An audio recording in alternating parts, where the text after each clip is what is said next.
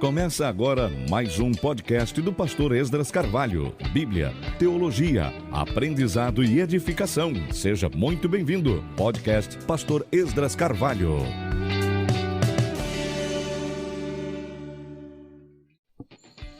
Olá, você que nos acompanha no nosso podcast semanal. Pastor Esdras Carvalho por aqui, voltando para o nosso bate-papo de toda semana. Tivemos uma pequena pausa, aproveitamos para divulgar os vários episódios de várias séries que já temos disponibilizado no nosso podcast, enquanto nos organizávamos com o conteúdo desta próxima série. Hoje, então, iniciamos a série sobre o apóstolo Paulo, o maior bandeirante do Evangelho. Seja muito bem-vindo. Você que está chegando pela primeira vez, aproveite tudo que a gente já produziu e está por aqui à disposição. Um estudo completo sobre o livro de Provérbios, várias outras séries que estão aí, uma série todinha sobre o que diz a Bíblia, sobre a homoafetividade. Então aproveite, tem bastante conteúdo aí já. Mas comece conosco também esta nova série, a série sobre a vida, a obra, a missão, o legado do apóstolo Paulo. Este que foi, sem dúvida, o maior bandeirante do Evangelho. E você que chegou agora pela primeira vez também, já fique sabendo que nós temos um pacto de cavalheiros aqui, uma parceria proposta. Você nos ajuda a divulgar esse podcast. Espalhe para os seus amigos, envie links e convites para a sua rede de contatos e nos ajude a espalhar o ensinamento da Palavra de Deus. E você que já é nosso parceiro, já está sempre por aqui com a gente, não deixe de nos ajudar. Caminhe conosco e nos ajude. Espalhe esta palavra, espalhe este recurso, este podcast. Ajude-nos divulgando para os seus amigos. Lembrando que nós estamos em todos os principais agregadores de podcast e também temos um canal no YouTube exclusivamente dedicado para os áudios do nosso podcast. Então, tem bastante oportunidade para todos juntos aprendermos a cada dia mais e mais da palavra de Deus. Agora, vamos então definitivamente iniciar a nossa série com o título Paulo, o maior bandeirante do Evangelho. Foi sobre ele que nós lemos em Atos capítulo 9, versículo 15. É sobre ele que o Senhor fala. Mas disse-lhe, porém, o Senhor, vai, porque este é para mim um vaso escolhido para levar o meu nome diante dos gentios e dos reis e dos filhos de Israel. Paulo, um homem em seu próprio mundo, um israelita que, no entanto, era cidadão do mundo. Por volta ali da primeira década da nossa era, viveram juntos Paulo, ou Saulo de Tarso, e Jesus. Dois meninos que cresceram na mesma época, são de uma mesma geração, e que, assim como um grande jogador de futebol que se torna um grande ídolo no mundo dos esportes, mas um dia foi um menino, apenas um menino de 3, 4, 5 anos de idade, e ele poderá ter vivido com um dos maiores escritores do seu tempo, por exemplo. Assim também, dois meninos que não sabia se exatamente os que os cercavam, não sabiam que planos iriam se desenvolver da parte de Deus para com eles. Mas estavam lá, esses meninos. Nunca se viram, nunca se encontraram, nunca estiveram face a face. Nunca. Jamais apertaram as mãos, não estudaram nas mesmas escolas, não tiveram os mesmos hábitos, não conviveram na mesma vizinhança, mas eram sim, foram sim, da mesma geração. Enquanto em Nazaré nascia e crescia e se desenvolvia o menino Jesus, filho do carpinteiro, lá na região de Tarso da Cilícia, um outro menino ia se desenvolvendo. Saulo era o seu nome, o nome hebreu que os pais israelitas deram a ele. E Paulo, a versão em latim do seu nome, já que ele era também um cidadão romano. Assim, nós temos que Saulo de Tarso é o mesmo Paulo. Saulo é Saul. Saulo é o nome israelita dado, provavelmente, em homenagem ao rei Saul. enquanto Paulo é o seu nome em latim, já que ele era também cidadão romano. Quem era esse Saulo? Foi ele mesmo que disse de si, em Filipenses, capítulo 3, versículo 5, sou do povo de Israel, da tribo de Benjamim, hebreu e filho de hebreus, circuncidado no 8º dia, fui fariseu em face da lei.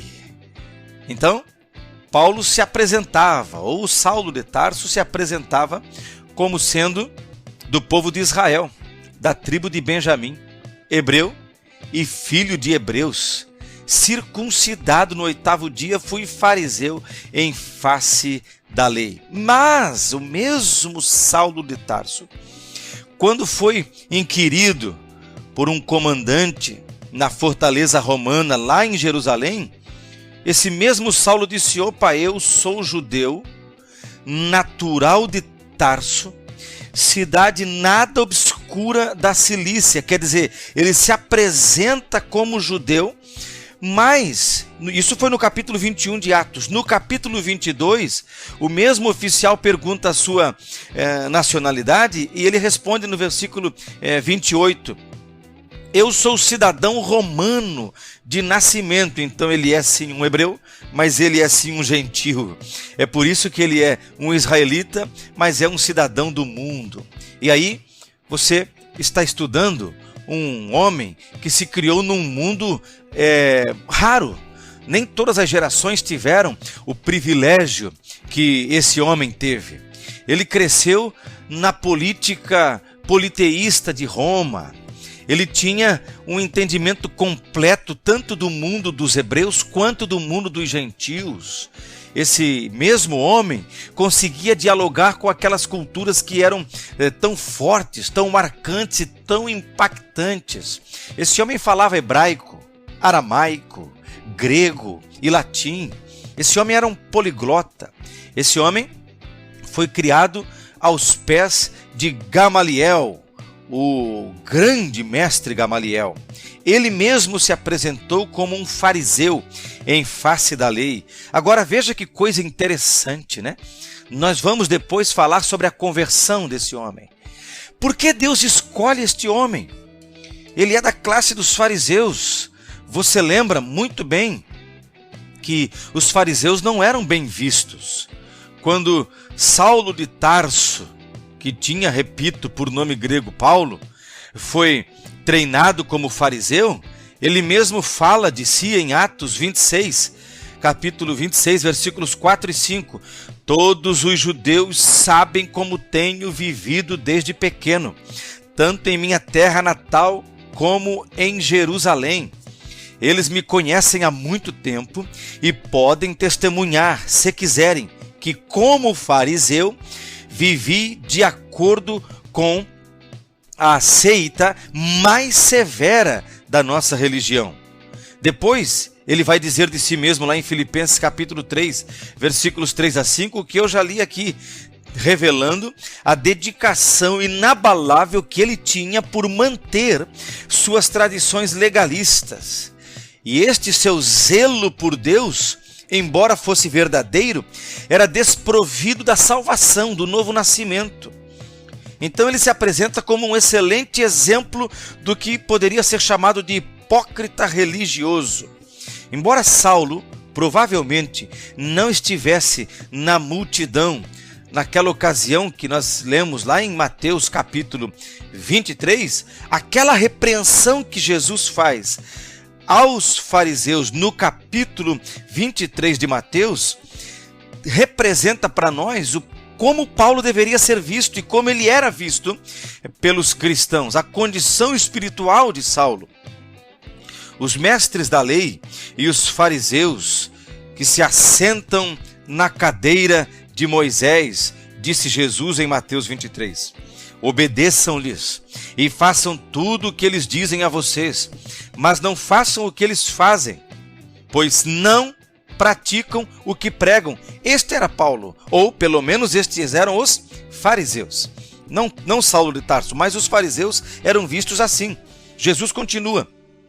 Eles atam fardos pesados e os colocam sobre os ombros dos homens. Isto é Saulo de Tarso, pegando o peso do farisaísmo e impondo sobre os homens e sobre os ombros da sociedade.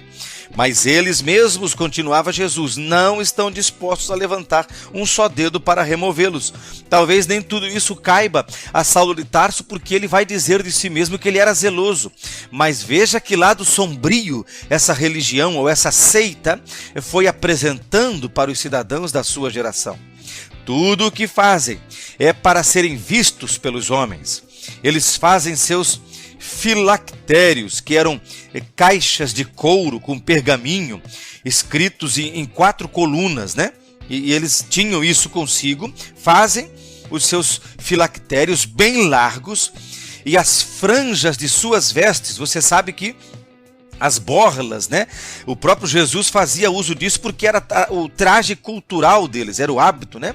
Então, essas franjas em si não eram elas as condenações, mas a mentalidade de que, tornando mais longas as franjas, parecia-se alguém especialmente mais espiritual que os demais. Então era uma espécie de símbolo externo de ostentação, de espiritualidade. A gente vive isso também hoje, não? Pois é, os fariseus eram descritos assim. Gostam do lugar de honra nos banquetes e dos assentos mais importantes nas sinagogas, de serem saudados nas praças e de serem chamados mestres. Mas vocês não devem ser chamados mestres. Um só é o mestre de vocês, e todos vocês são irmãos. A ninguém na terra chamem pai, porque vocês só têm um pai, aquele que está nos céus. Tampouco vocês devem ser chamados chefes, porquanto vocês têm um só chefe, o Cristo. O maior entre vocês deverá ser servo, pois todo aquele que a si mesmo se exaltar será humilhado, e todo aquele que a si mesmo se humilhar será exaltado. Ai de vocês, mestres da lei e fariseus. Veja, essa palavra, este ai, se aplica a todo mestre da lei e a todo fariseu, que é chamado de hipócritas. Vocês fecham o reino dos céus diante dos homens. Vocês mesmos não entram, nem deixam entrar aqueles que gostariam de fazê-lo, ou seja, de entrar, né? Ai de vocês, mestres da lei e fariseus, hipócritas, vocês devoram as casas das viúvas e, para disfarçar, fazem longas orações. Por isso, serão castigados mais severamente. Ai de vocês, mestres da lei e fariseus, hipócritas, porque percorrem terra e mar para fazer um convertido, e quando conseguem, vocês o tornam 2 vezes mais filho do inferno do que vocês. Ai de vocês, guias cegos, pois dizem, se alguém jurar pelo santuário, isto nada significa. Mas, se alguém jurar pelo ouro do santuário, está obrigado por seu juramento. Cegos, insensatos, que é mais importante, o ouro ou o santuário que santifica o ouro? Vocês também dizem, se alguém jurar pelo altar, isto nada significa. Mas, se alguém jurar pela oferta que está sobre ele, está obrigado por seu juramento. Cegos, que é mais importante, a oferta ou o altar que santifica a oferta? Portanto, aquele que jurar pelo altar, jura por ele e por tudo que está sobre ele.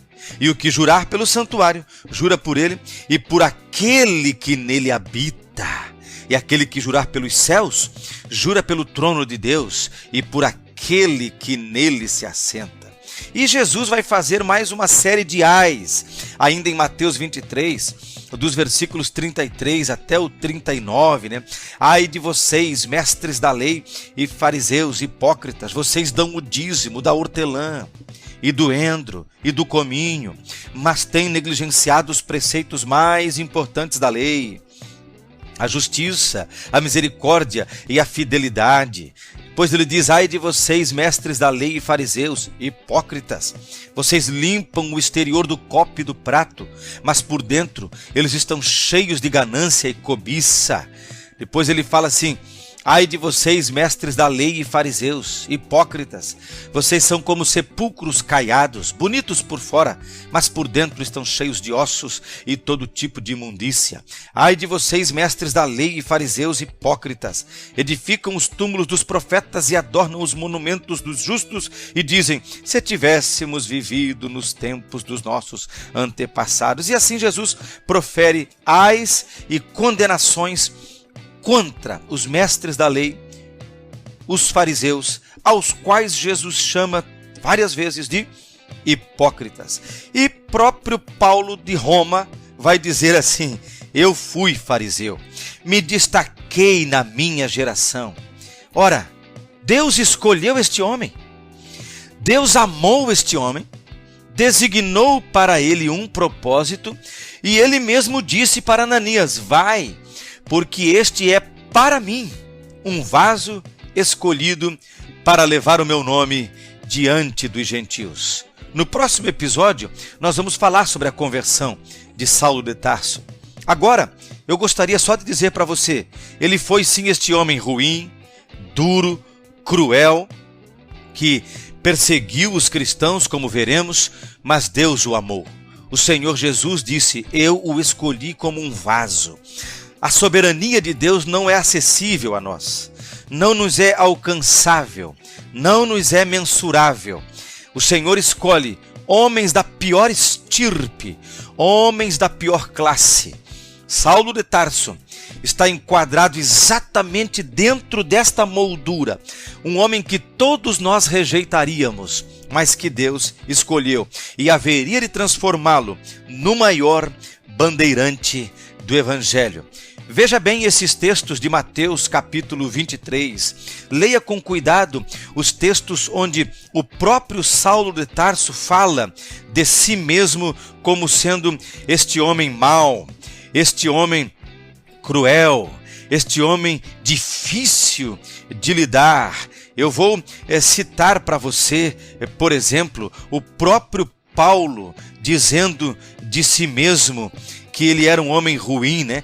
Ele disse assim: sou judeu, nascido em Tarso da Cilícia, mas criado nesta cidade. Fui instruído rigorosamente por Gamaliel na lei de nossos antepassados, sendo tão zeloso por Deus quanto qualquer de vocês hoje. Persegui os seguidores deste caminho até a morte, prendendo tanto homens como mulheres e lançando-os na prisão, como o podem testemunhar o sumo sacerdote e todo o sinédrio. Deles cheguei a obter cartas para seus irmãos em Damasco e fui até lá, a fim de trazer essas pessoas a Jerusalém como prisioneiras para serem punidas. É Paulo expondo um relato de si mesmo e de sua conversão logo que ele foi preso em Jerusalém. Isso quase 25 anos depois da experiência que ele teve no caminho para Damasco, lá em Atos capítulo 22, versículos 1 ao 16, você lê tudo isso. Então este homem é o homem que nós vamos estudar e que deste lamaçal, desse lugar horrível de tornar-se o ser abjeto e temido, o Senhor o escolhe para ser o grande pregador aos gentios, o grande bandeirante do Evangelho, um grande herói do cristianismo. Sim, Deus é soberano e escolhe de modo soberano aqueles que Ele quer usar. Fique comigo em toda esta série, vai ser muito edificante, eu tenho certeza. Vamos crescer juntos em nome de Jesus. Um abraço forte e que Deus te abençoe.